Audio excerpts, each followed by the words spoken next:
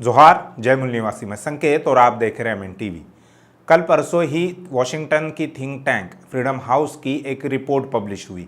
उस रिपोर्ट में उन्होंने भारत को मुक्त देश की श्रेणी से निकालकर आंशिक रूप से मुक्त देश की श्रेणी में डाल दिया, यानी फ्री कंट्री से निकालकर पार्टली फ्री कंट्री के श्रेणी में उनको भारत को डाल दिया है और भारत की रैंकिंग गिर गई है।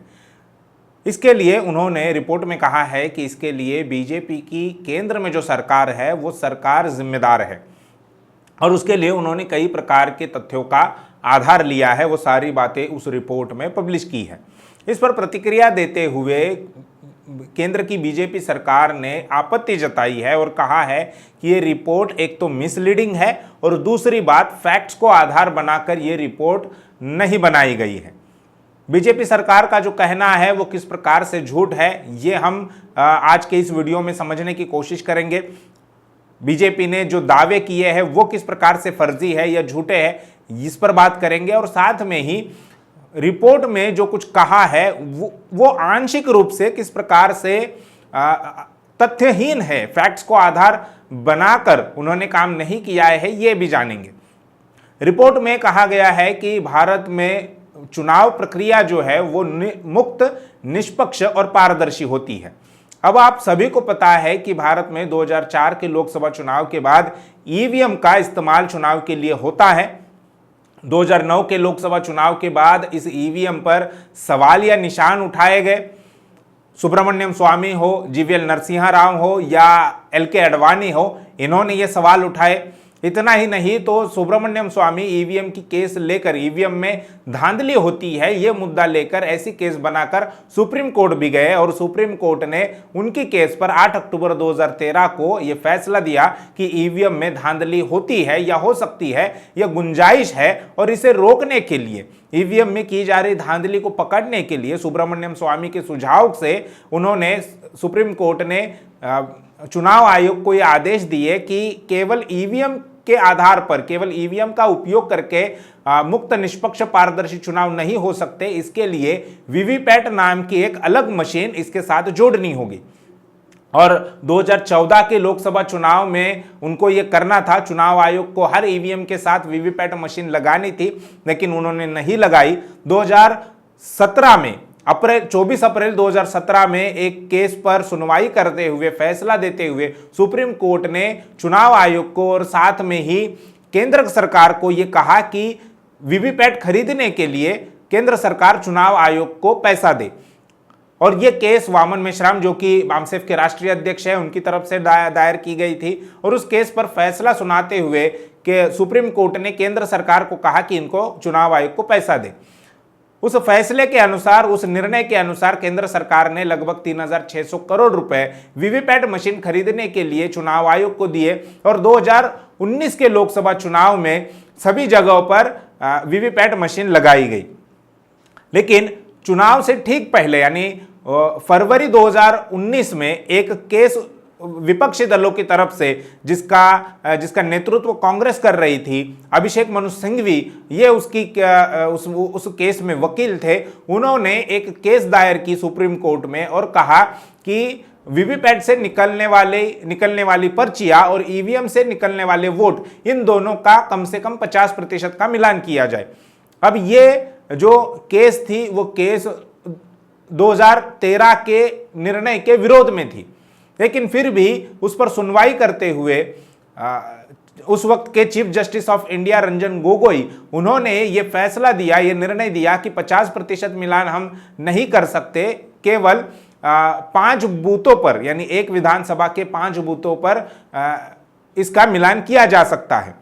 मिलान करने के आदेश दिए, जबकि 2013 का निर्णय यह था कि इन केस ऑफ डिस्प्यूट, जहां पर भी विवाद होता है, उस विवाद की परिस्थिति में वीवीपैट के वोट काउंट किए जाएंगे, यानी वीवीपैट की पर्चियां और ईवीएम से निकलने वाले वोट, इन दोनों का 100% मिलान किया जाएगा। इसे कहते हैं रिकाउंटिंग। रिकाउंटिंग की प्रोविजन जो है वो 2013 के ही सुप्रीम कोर्ट के निर्णय में थी, लेकिन सुप्रीम कोर्ट ने अपने ही निर्णय के विरोध में जाकर 2019 का निर्णय दिया और उसके बाद हुआ ये कि द क्विंट के हवाले से मैं ये जानकारी आप लोगों को दे रहा हूं कि 2019 के लोकसभा चुनाव के बाद लगभग 373 सीटों पर, कॉन्स्टिट्यूंसी पर मिसमैच देखने को मिला।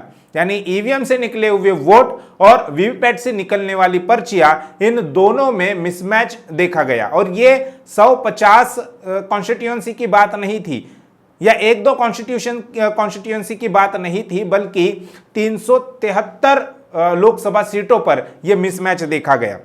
और 200 से ज्यादा सीटों पर यह देखा गया कि ईवीएम में जो वोट डाले गए उससे ज्यादा वोट काउंटिंग के समय में पता चला इसका। और ये 5, 50 या 100 वोटों की फासला नहीं था, बल्कि हजारों वोट। उदाहरण के लिए मैं एक बात ये यहां पर उदाहरण देना चाहूंगा कि मथुरा जो कॉन्स्टिट्यूएंसी है वहां पर 9,906 वोट ज्यादा निकले। जितने वोट डाले गए चुनाव के वक्त, चुनाव के दिन, गिनती के दिन, उससे 9,906 वोट ज्यादा निकले। और यह भी मैं द क्विंट के हवाले से यह जानकारी आपको दे रहा हूं, एक उदाहरण आपको बता रहा हूं। ऐसे 200 से ज्यादा कॉन्स्टिट्यूएंसी पर, लोकसभा सीटों पर वोट जो है वो ज्यादा निकले जितने ईवीएम में चुनाव के दिन डाले गए थे। और 373 सीटों में मिसमैच पाया गया।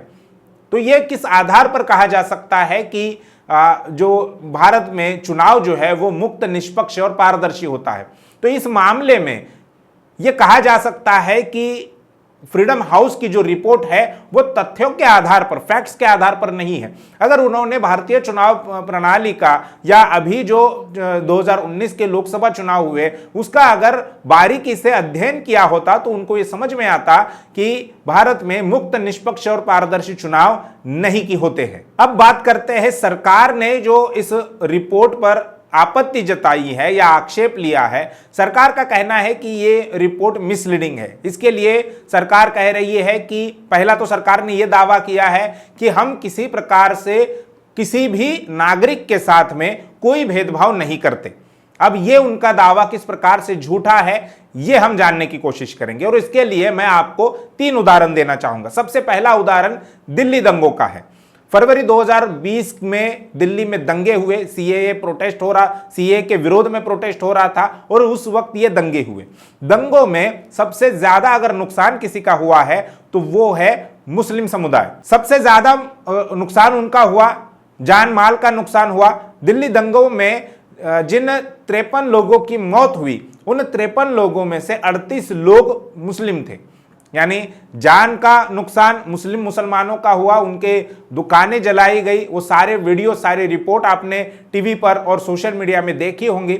तो सबसे ज्यादा नुकसान मुसलमानों का हुआ और सबसे ज्यादा एफआईआर दर्ज करने वाले भी मुस्लिम लोग थे। उस दिल्ली दंगों के चलते 410 एफआईआर मुसलमानों की तरफ से दायर किए गए, जबकि केवल 190 एफआईआर कथित तौर पर जो हिंदू है उनकी तरफ से दायर किए गए। इतना होने के बाद भी दिल्ली पुलिस ने सबसे ज्यादा मुस्लिम लोगों को ही हिरासत में लिया, उन्हीं पर कार्रवाई की गई। और दूसरा जो पक्ष है उनके ऊपर किसी प्रकार की कोई कार्रवाई नहीं हुई। तो ये नागरिकों के साथ में भेदभाव का एक उदाहरण है। दूसरा उदाहरण अर्नब गोस्वामी का दिया जा सकता है। जब अर्नब गोस्वामी को सुप्रीम कोर्ट की तरफ से जमानत दी गई तब सुप्रीम कोर्ट में ही जमानत के लिए 931 जमानत पेंडिंग थी और 931 लोगों की सुनवाई करने के बजाय सुप्रीम कोर्ट ने टॉप प्रायोरिटी पर अर्नब गोस्वामी के मामले को लिया और यानी टॉप प्रायोरिटी पर अर्नब गोस्वामी की सुनवाई हुई और उसको जमानत दी गई। तो यहां पर भी देश के 2 नागरिकों के साथ में किस प्रकार से भेदभाव किया जा रहा है यह हमें दिखाई देता है। दिल्ली पुलिस का मैंने उदाहरण दिया। दिल्ली पुलिस केंद्र के नियंत्रण में है, यह दिल्ली सरकार के नियंत्रण में नहीं आती है। यानी केंद्र के नियंत्रण में है, यानी केंद्र सरकार उसमें हस्तक्षेप कर रही है, यानी केंद्र सरकार लोगों में भेदभाव कर रही है। यह पहला उदाहरण था। दूसरा उदाहरण अर्नब गोस्वामी का था, जो न्यायालय किस प्रकार से भेदभाव कर रही है उसका था। तीसरा उदाहरण दिशा रवि का मैं देना चाहूंगा। दिशा रवि जो एक क्लाइमेट चेंज एक्टिविस्ट है, बैंगलोर की है, बैंगलोर बेस है उनका, और उन पर एक सोशल मीडिया की टूलकिट का हवाला देकर टूलकिट के फर्जी मामले में उनको फंसाकर सेडिशन के चार्जेस उन पर लगाए गए। दूसरी तरफ हम ये देखते हैं कि अर्नब गोस्वामी और दिशा रवि के मामले में यह कहा गया कि इससे राष्ट्रीय सुरक्षा को खतरा है, देश की आंतरिक सुरक्षा या बाह्य सुरक्षा, इसके लिए दिशा रवि से सुरक्षा को लेकर खतरा है। लेकिन उसी दौरान हम ये देखते हैं कि अर्नब गोस्वामी को बालाकोट एयर स्ट्राइक से पहले, एयर स्ट्राइक होने से पहले जिन लोगों ने ये जानकारी, उसमें शायद केंद्र सरकार के मंत्री हो सकते हैं या कोई अधिकारी हो सकते हैं, उन्होंने अर्नब गोस्वामी को यह जानकारी पहले ही दी एयर स्ट्राइक से पहले, और अर्नब गोस्वामी ने वो जानकारी किसी तीसरे आदमी से, पार्थोदास गुप्ता जो उनके दोस्त है और टीआरपी के मामले में वो फंस गए हैं, उनके साथ बालाकोट एयर स्ट्राइक की जानकारी उन्होंने शेयर की। यानी जो लोग राष्ट्रीय सुरक्षा के मुद्दों को सार्वजनिक करते हैं या किसी दूसरे आदमी को देते हैं और वो दूसरा आदमी किसी तीसरे आदमी को ये जानकारी देता है, ये असल में राष्ट्रीय सुरक्षा का मुद्दा था। लेकिन अर्नब गोस्वामी या जिन लोगों ने, जिन मंत्रियों ने, जिन अधिकारियों ने एयर स्ट्राइक से पहले ही ये जानकारी लीक की, उन पर किसी प्रकार की कोई कार्रवाई नहीं हुई। यानी यहां पर भी नागरिकों के साथ किस प्रकार का भेदभाव किया जा रहा है, एक पर कार्रवाई हो रही है, एक पर राष्ट्रीय सुरक्षा का मुद्दा बनाकर उसको हिरासत में लिया जाता है, जबकि वो मुद्दा ऐसा है नहीं, और दूसरी तरफ जो राष्ट्रीय सुरक्षा के साथ खिलवाड़ करते हैं, बहुत ही संवेदनशील जानकारी बाहर लीक करते हैं, उन पर किसी प्रकार की कोई कार्रवाई नहीं होती। तो ये भेदभावपूर्ण व्यवहार केंद्र सरकार का, न्यायालय का किस प्रकार से रहा है, ये कुछ उदाहरण के साथ मैंने आपके सामने रखे हैं।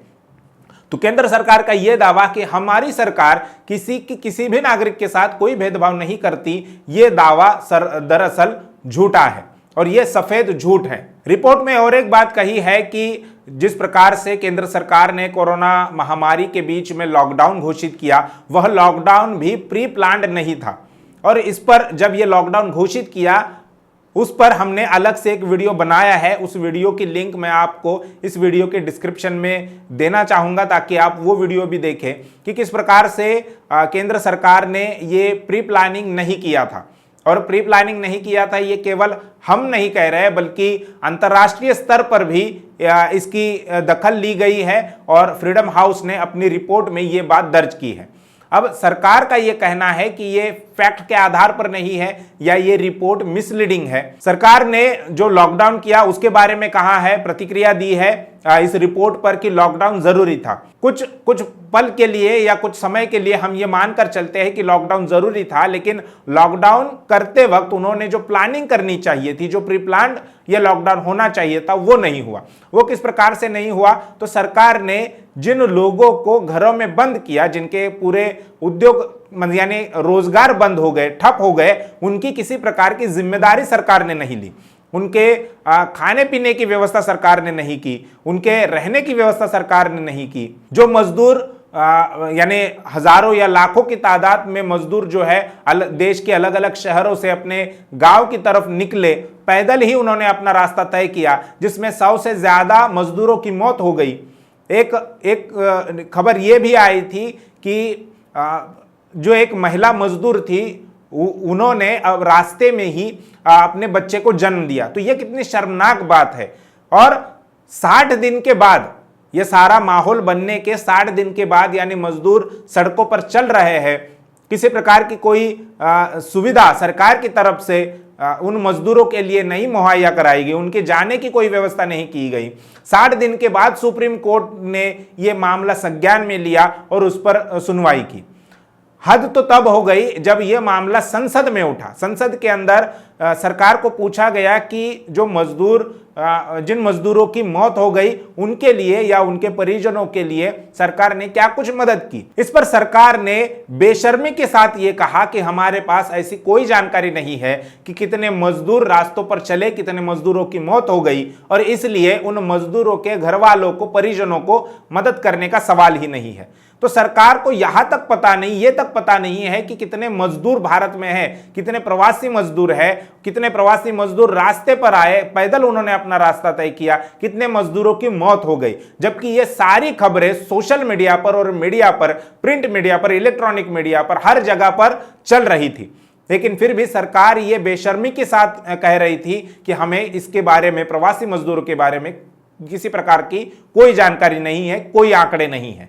तो इस प्रकार से सरकार ने इस रिपोर्ट पर, फ्रीडम हाउस की जो रिपोर्ट है, उस रिपोर्ट पर जो प्रतिक्रिया दी है कि यह रिपोर्ट मिसलीडिंग है या फैक्ट के आधार पर नहीं बनाई गई है, तो यह पूरी तरह से झूठ है। और झूठ बोलने का सिलसिला केंद्र सरकार का या प्रधानमंत्री नरेंद्र मोदी का लगातार चल रहा है। सरकार ने ये जो दावे किए हैं या इस रिपोर्ट पर जो प्रतिक्रिया व्यक्त की है, इस पर आपका क्या कहना है, यह हमें कमेंट बॉक्स में जरूर लिखकर बताइए। और ये वीडियो अगर आपको अच्छा लगा हो तो उसे लाइक कीजिए और ये जानकारी और लोगों तक पहुंचाने के लिए इस वीडियो को शेयर कीजिए। शुक्रिया।